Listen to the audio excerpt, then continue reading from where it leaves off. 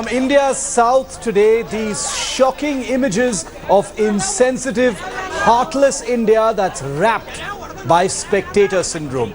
Two gangs get into a violent fight, and as you can see, a youth is being brutalized. He's being stabbed, he's being beaten, and he's being kicked by a rival gang right in the middle of a crowd.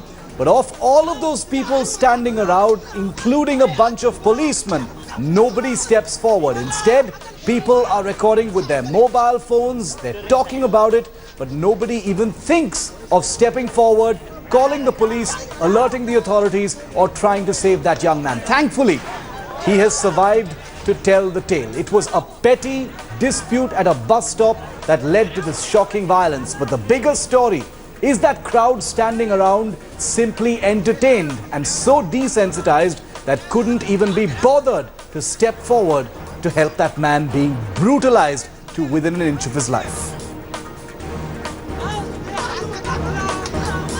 Also on the show this evening, one of India's best-known sports persons and Olympian icons, Anju Bobby George, has been humiliated and fired from the Sports Council in Kerala. All of it is about politics. The Kerala sports minister says she was appointed by an earlier government and she doesn't belong there. Anju Bobby George, who has earned number of laurels for the country and has made the sport proud, is very hurt, humiliated and disgraced by the bullying she's handled. And from Chennai, there are tensions in the city, political after all, after this particular cartoon of Jayalalithaa has gone not only viral, but also displayed at an art exhibition in New York City. Well, the DMK claims that it is propaganda to defame the Tamil Nadu Chief Minister Jayalalithaa. That's her party. Her party, the AIDMK, has claimed this is propaganda by the DMK simply to hurt Jayalalitha's international image. All of those three stories are coming up right here on Up South. But we're first going to take you to those shocking images in Hassan, just about 160 kilometers from Bengaluru earlier today, where this played out. These images, as we speak, are being washed over local media in Bengaluru and Karnataka. Take a look at these images very closely. It all began at a bus stop where a man was accused of staring at a young woman.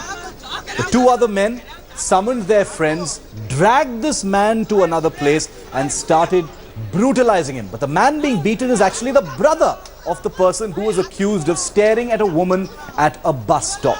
Either way, the dispute has led to this shocking violence just a few meters away from a police station. And if you look very closely at these images, it's not just a crowd standing around. There are a couple of policemen watching this terrible violence. He's lying there in a pool of blood, being kicked, beaten, stabbed and savaged by three men, while the crowd simply stands around and does literally nothing. Not one person comes forward to help that man. Not one person comes forward to stop this wanton vigilante justice that's being handed out.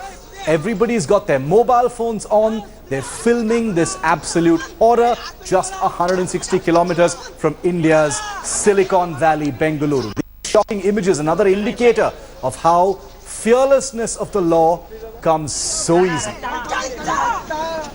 Let's go straight across to India today. It's Pratibha Raman who joins us live from Bengaluru. Pratibha, has any action been taken? And such shocking images, nobody came forward to help. Another more evidence of just how unwilling people are to get involved and help a fellow citizen.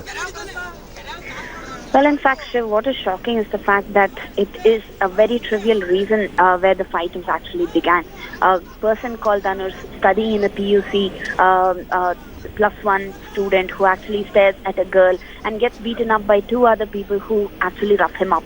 And the brother of this boy goes and questions them and ends up getting stabbed. But in the video, when you see it, even the people who are actually beating up this person is also stabbed on the waist. Now, 5 of them have been arrested and the 2 of them who have been stabbed are now recuperating at the hospital.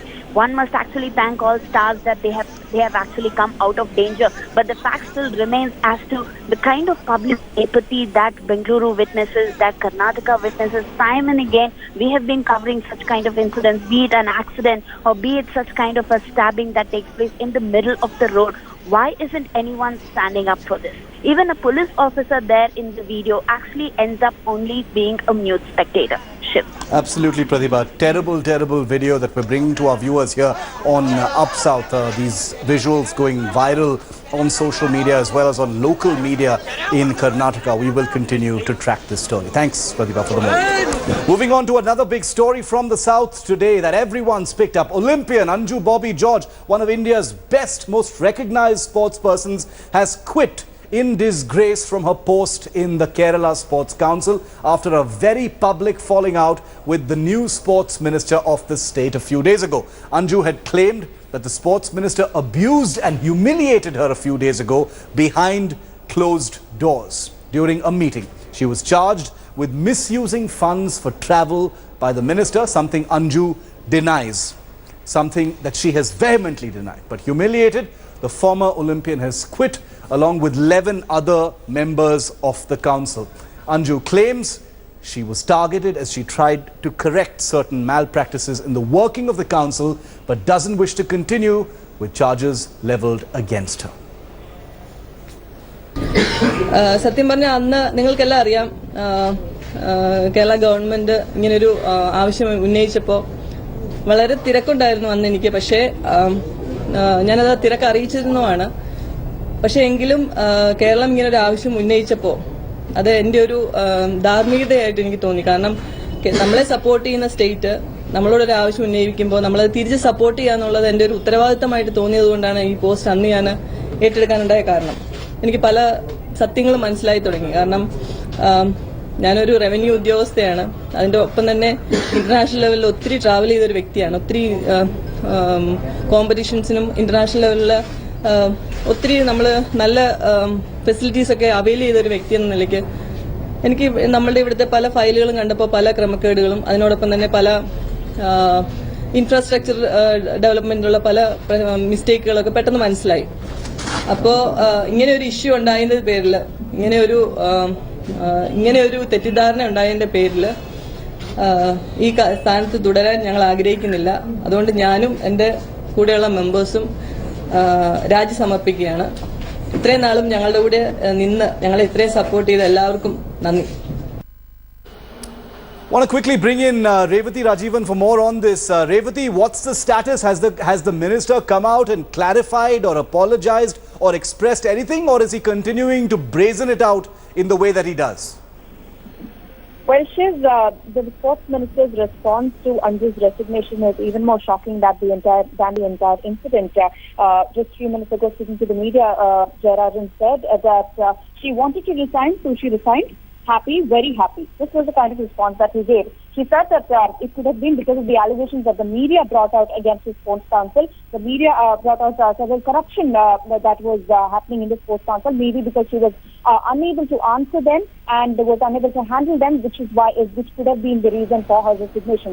These are the words that the sports minister said, reacting to the resignation of Anju Bobby George. In the last 15 days, remember, Shiv, not the sports minister, not the chief minister, nobody from the government actually approached Anju Bobby George for an explanation or to understand what exactly happens. And there has been no support that she has received from the state government as well. The chief minister also denied allegations and defended the sports minister that there was nothing of the sort that took place. And today, even after her resignation, it does not look like the state government is going to speak to her or ask an explanation as to what exactly by one of India's best-known sporting veterans, Ashwini Nachappa, on the show. Ashwini, thanks for taking the time out.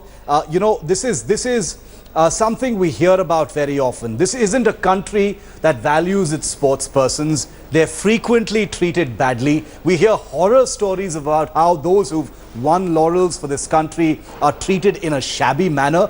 Anju Bobby George, one of India's best known. Somewhere in the back of our minds, we as Indians think that, if you're famous, perhaps ministers will think twice before treating you badly. Clearly, that's not the case, Ashwini. It's not the case because if you see, it's not just this one instance. Yeah. you see every federation is run by politicians, and how athletes are treated across board. So this is no different. But as far as Anju's case is concerned, I mean, it was shocking that that the in such a manner, such negativity about her is being written all of a sudden after she has contributed so much to the country, winning medals, bringing laurels not just for Kerala but for the entire country. Yes. Having said that, I really am not too clear on what happened, what was the role that she played, and what really brought out these issues, because as far as I'm concerned, and I know her personally, yes. I have, I've known her to do great things on the field and off the field. So this came as a shock to me, and her resignation. In fact, I did call her up and I haven't got a response from her as yet, because I really don't know her side of the story. But having said all this, I think it's very, very unfortunate that when sports people are trying to be in the administrative system, yes. politicians are really driving us out. And this has been a fight for a very long, long time. You know, Ashwini, what Anju Bobby George has told us and, and said in public is that, behind closed doors at private meetings, basically she says this Kerala minister has in no uncertain terms said, you are an appointee of the last government, and we can't trust any decisions that you can take on the sports council, so don't expect any additional importance, and used very humiliating language to actually convey this message to her that she is someone who's been appointed by an earlier government and therefore cannot be trusted by the current government. That's what Anju Bobby George has said. Well, I wouldn't like to comment on such, remarks made, because none of us, neither you nor me, know what really transpired within those closed doors. But to make this appointee as a political appointment is very unfair, because I think all sportsmen are apolitical, and unless we are aligned to a party and get elected into the political stream, otherwise basically all sportsmen are apolitical. And I think to level such allegations that she is the appointee of the previous government and therefore this government doesn't, is very, very unfortunate.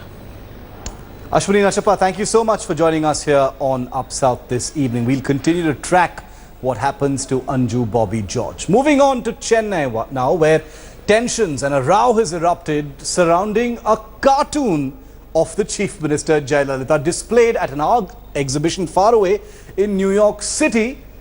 It's been claimed that this is DMK propaganda to defame the Tamil Nadu Chief Minister. The cartoon, reminiscent of the death of a Gandhian activist, Sasi Perumal, whose mission was to fight for prohibition in the state, shows Jayalalithaa drawing a chalk outline around him. Well, the DMK has now taken up this issue and highlighted the kind of callousness in the ruling Jayalalithaa government. However, Jaya's party says it's propaganda by the DMK aimed at maligning Amma's reputation in India and her international reputation abroad. The cartoon was created by an independent artist and it was first published in a Tamil daily. Then it went on to be displayed at this art exhibition in New York, and it's the only painting to be displayed from India at that particular exhibition. So this has become the centerpiece of a fresh flashpoint between Jayalalithaa and Karunanidhi, with Jaya's party saying the DMK got that painting put up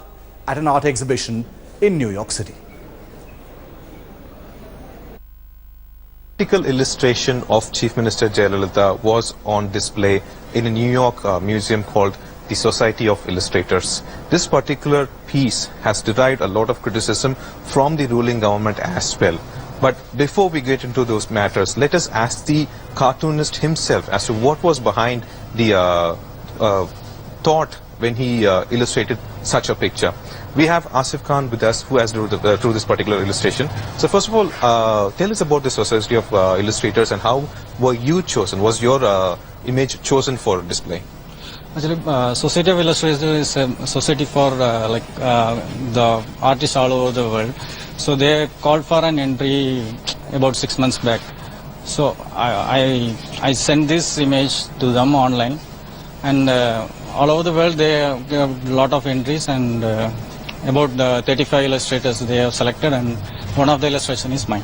Now coming to the image itself, This image shows Miss Jayalalithaa on the ground, and next to her stands Mr. Sasi Perumal, a Gandhian who died for the cause of prohibition, bringing prohibition to the state. What was the thought behind it? Actually, it was a really important, issue in Tamil Nadu at that time. So his death was he was protecting against the prohibition, protecting for prohibition, and the image really depicts that the government is responsible for his death. So that's it. So our chief minister is the chief minister. That's why I have to draw herself. But if you are a chief minister, I will draw you. That's the thing. So you're saying that just because Jayalalithaa is the chief minister and was the chief minister at that period, you depicted her. Yes. Is that so? There is no political background to your image, just unlike the way it is being asked for now. No, nothing at all. You are asking about DMK influence or AIDMK influence. Nothing like that. But I used to draw DMK, criticize DMK also. So it is not like DMK influenced me. But anyway, I'll congratulate you on that matter that your image got depicted there. And coming to the point, this particular image has Jayalalithaa drawing a sketch around a man called Sasi Perumal. Sasi Perumal was a well-known Gandhian who lost his life protesting to implement prohibition in the state of Tamil Nadu. This is Pramod Madhav with camera person Vijay for India Today. And the story we've been tracking over the last couple of weeks, the ugly cop war that's been brewing in Karnataka has gotten even more mysterious now, and it surrounds lady cop Anupama Shenoy. This Karnataka officer is back again now with an even fiercer allegation. Anupama Shenoy, former Deputy Superintendent of Police, had earlier trained her guns on former Minister of State for Labour P.T. Parameshwar Nayak, holding him responsible for her abrupt transfer. Well, she has now come back and written a letter charging her boss, R. Chetan, the Superintendent of Police, of harassing her. In a letter dated the 4th of June, addressed to the chairperson of the Karnataka State Commission for Women, Anupama Shenoy directly attacks her boss, saying he harassed her while she was discharging her duties as Deputy Superintendent of Police. She says in the letter that Chetan had issued memos to her, sent her on other office duty in violation of the Model Code of Conduct that was in force for that area at that time, and forwarded her sick leave application to the medical board for verification. So things aren't really quietening down as far as Anupama Shenoy, the lady cop in the limelight in Karnataka, for a series of allegations she's made against a minister and now her own boss for harassment.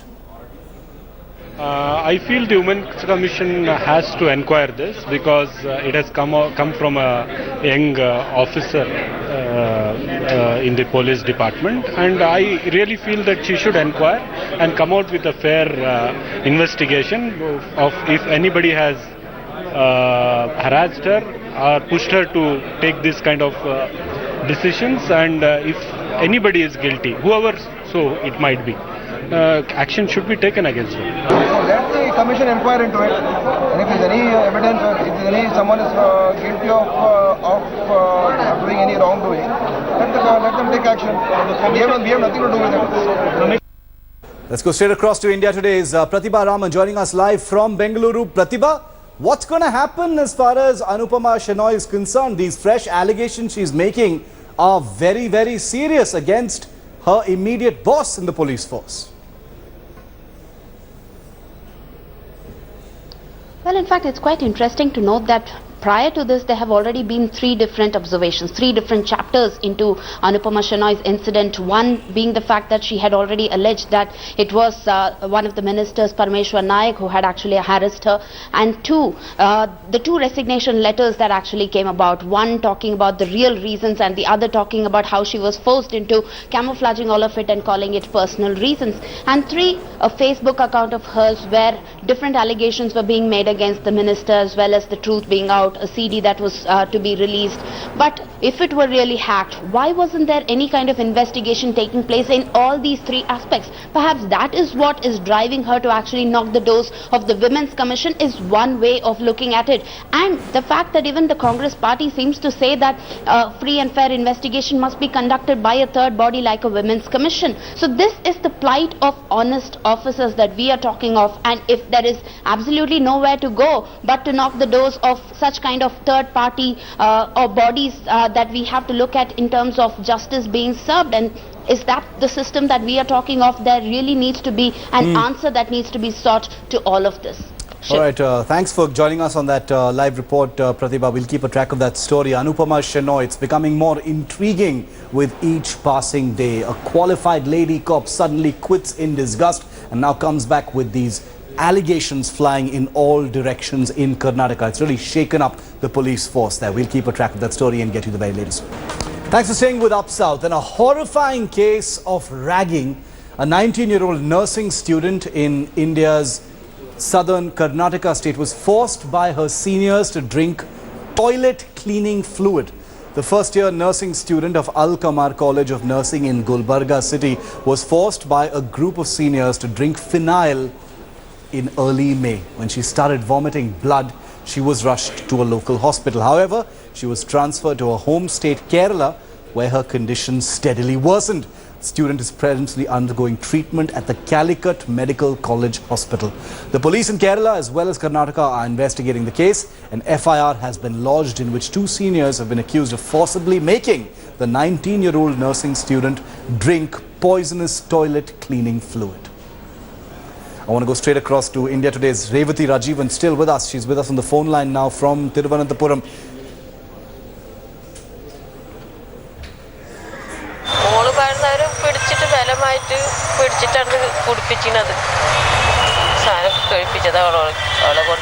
ആ കുട്ടികൾ അത് ബലമായിട്ട് ആ കുട്ടിയോട് അത് ചെയ്യിച്ച് അത് കുട്ടിയുടെ വയലൊഴിപ്പിച്ച് എന്നുള്ളൊരു ഇതിലാണ് ഞങ്ങൾ എത്തിപ്പെടുന്നത്. ചെയ്തിട്ടുള്ള അതിൻ്റെ കുറ്റവാളികളെ നിയമത്തിന് മുമ്പിൽ കൊണ്ടുവരിക എന്നുള്ളത് ഞങ്ങൾക്ക് അതിന് നീതി ലഭിക്കണമെന്നാണ് ഞങ്ങൾക്ക് അതിനോട് വേണ്ടപ്പെട്ട അതിൻ്റെ അധികാരികളോട് ഞങ്ങൾക്ക് പറയാനുള്ളത്.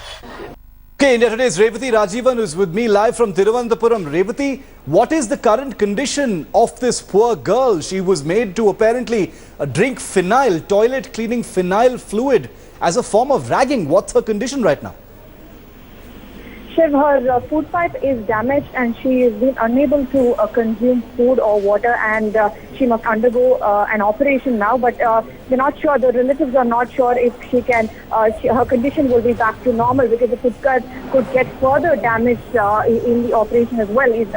That is the kind of situation that she is there right now. But what is absolutely shocking is that this incident took place on May 9th, and it was only after she was admitted here in the Kolkata Medical College that the entire situation came out. The FIR, the case was also registered only recently. There was nothing of that sort that had taken place, no legal measures that had taken place, no complaints or investigation into this matter in the last 1 or 2 months, 1.5 months there in Gulbarga.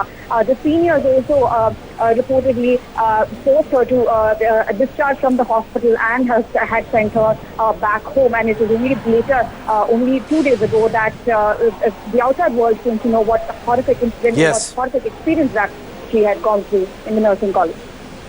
Absolutely. Thanks very much, Revathi, for getting us the very latest in that very, very disturbing story. Ragging happens all across the country. In such a case, it's been extreme. That girl's fighting for her life. Her entire food bath has been completely burnt and corroded by that phenyl fluid, which of course is acidic. We'll keep a track of that story and get you the very latest. That's it on Up South. Thanks so much for watching. The news continues right here on India Today. The big fight between Subramanian Swamy and the Prime Minister's chief economic advisor has become a very, very ugly war. We've got all the latest on that coming up next.